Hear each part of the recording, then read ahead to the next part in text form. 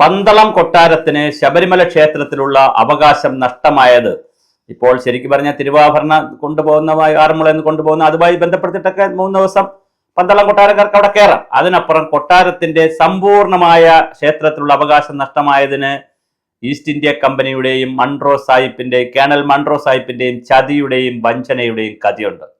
അതുകൊണ്ട് തന്നെ പന്തളം കൊട്ടാരത്തിന് അത് തിരിച്ചു കൊടുക്കണം. അപ്പോൾ ചിലപ്പോൾ സ്വാഭാവികമായി മലയരയന്മാരുടെ ഭാഗത്തു നിന്നോ അല്ലെങ്കിൽ ആദിവാസി വിഭാഗത്തിൽ നിന്നോ ഒരു എതിർപ്പ് വരാം. അതെന്ത് ചെയ്യണമെന്ന് നമ്മൾ അവസാനം പറയാം വീഡിയോയുടെ. എങ്ങനെയാണ് ഈ കഥ സംഭവിച്ചത്? അതായത് കേണൽ മൺട്രോ സാഹിബ് എന്ന് പറയുന്നത് സോദി തിരുനാളിന്റെ അമ്മയായിരുന്ന ലക്ഷ്മി ഭായ് തമ്പുരാട്ടിയുടെയും ഇളയ സഹോദരി പാർവതി ഭായ് തമ്പുരാട്ടിയുടെയും ഒക്കെ ഭരണകാലത്ത് റെസിഡന്റ് ദിവാനുമൊക്കെമായിരുന്ന കേണൽ മൺട്രോ സാഹിബിന്റെ തലയ്ക്ക് ഓളമില്ലാതെ ഒരു ബുദ്ധി ഉദിച്ചു. അങ്ങനെ ഓളമില്ലാതെ തമിഴ്നാടിന്റെ കാര്യത്തിലും കേരളത്തിന്റെ കാര്യത്തിലും ഈസ്റ്റ് ഇന്ത്യ കമ്പനിക്ക് ഉദിച്ച ഓളമില്ലായ്മയിൽ നിന്ന് ബുദ്ധിരാഹിത്യത്തിൽ നിന്നാണ് മുല്ലപ്പെരിയാർ എന്ന് പറയുന്ന ഡാം വന്നത്. അത് തമിഴ്നാട്ടിൽ നിന്ന് കപ്പം പിരിക്കാൻ കഴിയാതെ വന്നപ്പോൾ തമിഴ്നാട്ടിൽ കൃഷി ഉണ്ടായാൽ ഒരുപാട് കപ്പം പിരിക്കാൻ കഴിയുമെന്ന് മനസ്സിലാക്കി തമിഴ്നാട്ടിലേക്ക് വെള്ളം കൊണ്ടുപോകാൻ കണ്ടുപിടിച്ച കുബുദ്ധിയാണ് മുല്ലപ്പെരിയാറിലെ വെള്ളം. അതവിടെ നിൽക്കട്ടെ, അത് മറ്റൊരു വിഷയമാണ്. കേരളത്തിൽ കപ്പം കിട്ടാതെ വന്നപ്പോൾ മൺട്രോ സാഹിബ് ചെയ്ത ഒരു കൊടും ചതിയാണ് കേരളത്തിൽ ദേവസ്വം ഡിപ്പാർട്ട്മെന്റ് ഉണ്ടാക്കിയത്. അങ്ങനെ ദേവസ്വം ഡിപ്പാർട്ട്മെന്റ് ഉണ്ടാക്കി നാട്ടിൽ അതിന് വരെ മര്യാദയ്ക്ക് നടന്നുകൊണ്ട് കിടന്ന എല്ലാ ക്ഷേത്രങ്ങളെയും തിരുവിതാംകൂറിന്റെ ഭാഗമാക്കി മാറ്റി. അതിനുശേഷം തിരുവിതാംകൂർ ദേവസ്വം ബോർഡ് വന്നു. ദേവസ്വം ബോർഡ് വന്നപ്പോൾ ഒരു കവനന്റ് ഉണ്ടാക്കി. കവനന്റിൽ യൂണിയൻ ഓഫ് ഇന്ത്യ, അതായത് ഇന്ത്യ ഗവൺമെന്റും തിരുവിതാംകൂർ രാജകൊട്ടാരവും കൊച്ചി രാജകൊട്ടാരവും ഒക്കെ അടക്കുന്ന ടീം എല്ലാവരും കൂടെ ചേർന്നിട്ടാണ് കവനന്റ് ഉണ്ടാക്കിയത്. കവനന്റിൽ വളരെ വ്യക്തമായി പറയുന്നു, ദേവസ്വം ബോർഡുകൾ സ്വതന്ത്രമായി ഭരിക്കേണ്ട ബോഡിയാണ്. അവിടെ സർക്കാരിന് ഒരു അവകാശവുമില്ല. ദേവസ്വം ബോർഡ് മെമ്പർമാരെ വയ്ക്കുന്നതിൽ പോലും സർക്കാരിനുള്ള അവകാശത്തെ നമുക്ക് ചോദ്യം ചെയ്യേണ്ടതാണ്. എന്തുകൊണ്ട് പന്തളം കൊട്ടാരത്തെ അതിനകത്ത് ബന്ധിപ്പിക്കുന്നില്ല? അല്ലെങ്കിൽ എന്തുകൊണ്ട് മലയരന്മാരുമായി ബന്ധപ്പെട്ടവരെ ദേവസ്വം ബോർഡിലേക്ക് പരിഗണിക്കുന്നില്ല എന്നുള്ള കാര്യങ്ങളൊക്കെ ചർച്ച ചെയ്യപ്പെടണം. അതിനിടയിൽ എങ്ങനെയാണ് പന്തളം കൊട്ടാരത്തിൽ നിന്ന് ഇത് നഷ്ടമായതെന്ന് കൂടി മനസ്സിലാക്കുക. 2 കാര്യങ്ങൾ സംഭവിച്ചു. ഒന്ന്, മൺട്രോ സാഹിബിന്റെ ഈ പരിപാടിയും രണ്ടാമതൊരു വഴി, 3 വഴികളിലൂടെയാണ് എത്തുന്നത്. രണ്ടാമത്തെ വഴി എന്ന് പറയുന്നത് ടിപ്പു സുൽത്താൻ. ഇതൊന്നും ആരും ചർച്ച ചെയ്യത്തില്ല. കാര്യം ചർച്ച ചെയ്ത് കഴിഞ്ഞാൽ പിന്നെ മതസൗഹാർദ്ദമായി, മതേതരത്വമായി, അല്ലെങ്കിൽ പിന്നെ മുസ്ലിം മതത്തെ തെറ്റിദ്ധരിപ്പിക്കുന്നതായി, പിന്നെ കുഴപ്പമായി, ഭരണഘടനയായി, ആകെ കുഴപ്പമാവും.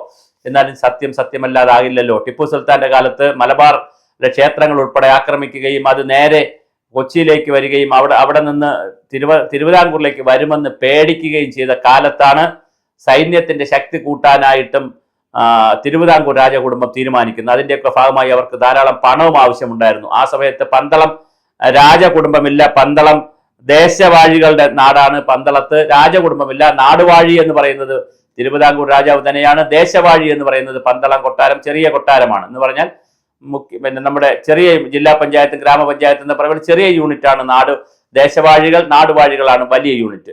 അപ്പൊ നാടുവാഴികളായ തിരുവിതാംകൂറുകാർ ദേശവാഴികളായ പന്തള രാജാവിനോട് സംസാരിക്കുകയും അങ്ങനെയാണെങ്കിൽ ശബരിമലയുടെ നടത്തിപ്പ് ഏറ്റെടുക്കാമെന്ന് പറയുകയും അങ്ങനെ ഏറ്റെടുത്തെങ്കിലും തിരുവിതാംകൂറിനും ഇത് നടത്താൻ പണമില്ലാതെ വന്നു. കാരണം ശബരിമല അത്ര വരുമാനമുള്ള സ്ഥലമൊന്നുമല്ല.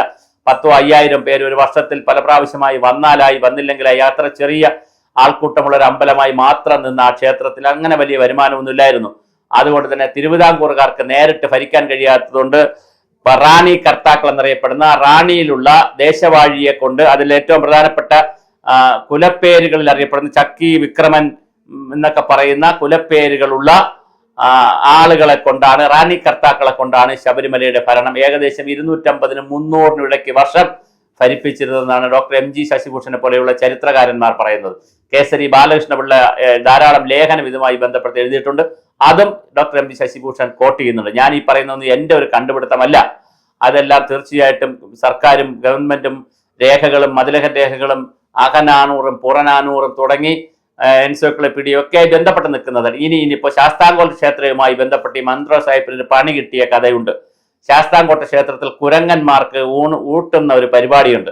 അങ്ങനെ കുരങ്ങന്മാർക്ക് ഊട്ടുന്ന ഒരു സമയത്താണ് കേണൽ മൺട്രോ സാഹിബിന്റെ ശ്രദ്ധയിൽ ഇത് പെടുകയും അദ്ദേഹം കർശനമായി പറയുകയും ചെയ്തു, അവിടെ ശാസ്താംകോട്ട ക്ഷേത്രത്തിൽ കുരങ്ങന്മാർക്ക് ഊട്ടാൻ പാടില്ല.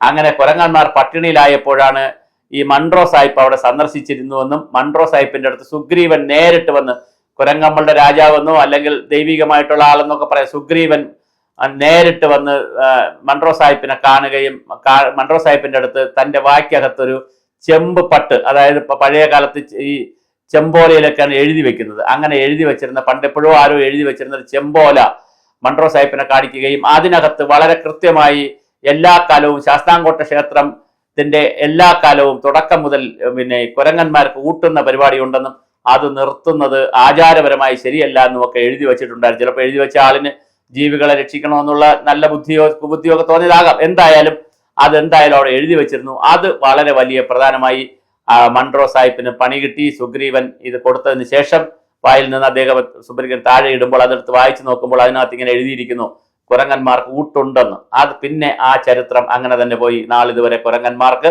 ഊട്ട് കൊടുക്കാതിരിക്കുന്നില്ല. ഇങ്ങനെ എത്രയെത്ര ചതിയുടെയും വഞ്ചനയുടെയും കഥയാണ് ഹിന്ദു സമാജം ഇന്ത്യയിലും കേരളത്തിലും ഏറ്റതെന്നറിയാവോ. ഇപ്പോഴും അലക്സാണ്ടർ ജേക്കബ്മാരും സുനിൽ പിള്ളേടന്മാരും തുടങ്ങിയിട്ടുള്ള ചേട്ടന്മാരെല്ലാം കൂടി വന്നിരുന്ന് ഹിന്ദുവിന്റെ വണ്ടയിൽ തന്നെ തല്ലി ചതച്ചുകൊണ്ടേ പോവുകയാണ്. ചരിത്രത്തെ വളച്ചൊടിച്ച് വികലമാക്കി ഇന്ത്യയിലെ തത്വചിന്തകളെയും ആത്മീയ ചിന്തകളെയും വ്യത്യസ്ത തലത്തിലാക്കി അടിയന്തരമായി പന്തളം കൊട്ടാരത്തിന് തിരിച്ചു കൊടുക്കേണ്ടതാണ്. കാരണം കവനന്റ് പ്രകാരമായാലും അല്ലാതെയും പന്തളം കൊട്ടാരത്തിന് ശബരിമല ക്ഷേത്രം തിരിച്ചു കൊടുക്കേണ്ടതാണ്. അല്ലെങ്കിൽ ചെയ്യാവുന്നത് ദേവസ്വം ബോർഡിന്റെ പ്രസിഡന്റ് സ്ഥാനത്തേക്കോ അല്ലെങ്കിൽ ദേവസ്വം ബോർഡിന്റെ ഏറ്റവും കുറഞ്ഞ മെമ്പർ സ്ഥാനത്തേക്കെങ്കിലും പന്തളം കൊട്ടാരം പ്രതിനിധികളെയോ പന്തളം കൊട്ടാരം പറയുന്നവരെയോ നോമിനേറ്റ് ചെയ്യാൻ ഒരാളെങ്കിലും, അതുപോലെ മറ്റൊരാളിന്റെ അവകാശം മലയരയന്മാരിൽ നിന്ന് വിദ്യാസമ്പന്നരായിട്ടുള്ളവരെയോ അല്ലെങ്കിൽ മലയര മൂപ്പന്മാരുണ്ടെങ്കിൽ, അത് മലയരയൻ എന്ന് പറയുന്ന ഒരു ചെറിയ വിഭാഗമല്ലല്ലോ, മറവർ കുറവന്മാർ വലിയൊരു വിഭാഗം 18 മലകളുമായി ബന്ധപ്പെടുത്തി ശബരിമലയുടെ അടുത്തുള്ള 18 മലകളുമായി ബന്ധപ്പെടുത്തിക്കൊണ്ട് അതിലേതെങ്കിലും മലകളുമായി ബന്ധപ്പെടുത്തിയിട്ടുള്ള അരയന്മാരുണ്ടെങ്കിൽ, അത് ശബരിമലയുമായി ബന്ധമുണ്ടെങ്കിൽ അവരിൽ ഒരാളെയും ദേവസ്വം ബോർഡിൽ ഉൾപ്പെടുത്തുന്നതിനെ കുറിച്ച് ആലോചിക്കണം. സ്വതന്ത്രമായ ശബരിമല ദേവസ്വം ബോർഡ് കൊണ്ടുവരണം. ആ ശബരിമല സ്വതന്ത്രമായ ദേവസ്വം ബോർഡിൽ പന്തളം കൊട്ടാരത്തിന് വലിയ സാധ്യത ഉണ്ടായിരിക്കണം.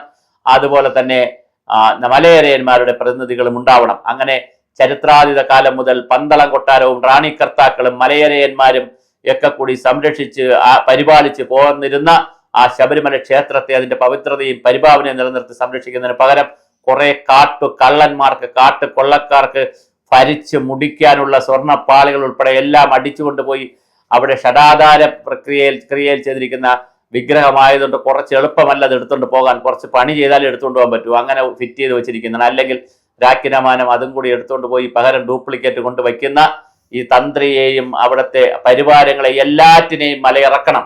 എന്നിട്ട് പുതിയൊരു സംവിധാനത്തിലേക്ക് റീഡിസൈൻ ചെയ്യണം. റീഡിസൈൻ ചെയ്യേണ്ടത് 2 കാര്യങ്ങളാണ്. ആചാരങ്ങൾ റീകോഡ് ചെയ്യണം. ലഘു പൂജയാണ് അവിടെ നടക്കേണ്ടത്. അവിടുത്തെ ആളുകളെ നിയന്ത്രിക്കുന്നതും മറ്റു കാര്യങ്ങളെ ബന്ധപ്പെടുത്തിയിട്ട് ശബരിമലയിൽ ആചാരങ്ങൾ റീഡിസൈൻ ചെയ്യേണ്ടതുണ്ട്. അതുപോലെ തന്നെ അതിന്റെ ഭരണ നടത്തിപ്പും ഞാൻ ഈ പറഞ്ഞതുപോലെ പന്തളം കൊട്ടാരത്തെയും മലയരയന്മാരെയും മലയര മൂപ്പന്മാരെയൊക്കെ ഉൾപ്പെടുത്തി റീകോൺസ്റ്റിറ്റ്യൂട്ട് ചെയ്യണം. ഇതാവശ്യപ്പെടേണ്ടത് ഇവിടുത്തെ ഹിന്ദു സമൂഹമാണ്, ഹിന്ദു സമാജമാണ്. ഹിന്ദുക്കളുടെ നവോത്ഥാനത്തിന് കൊട്ടേഷൻ എടുത്തിരിക്കുന്ന അല്ലെങ്കിൽ അതിന്റെ കുത്തക എടുത്തിരിക്കുന്ന എല്ലാവരും ഒന്നിച്ച് നാമജപ ഘോഷയാത്ര പുതിയത് നടത്തേണ്ട കാലം അതിക്രമിച്ചു.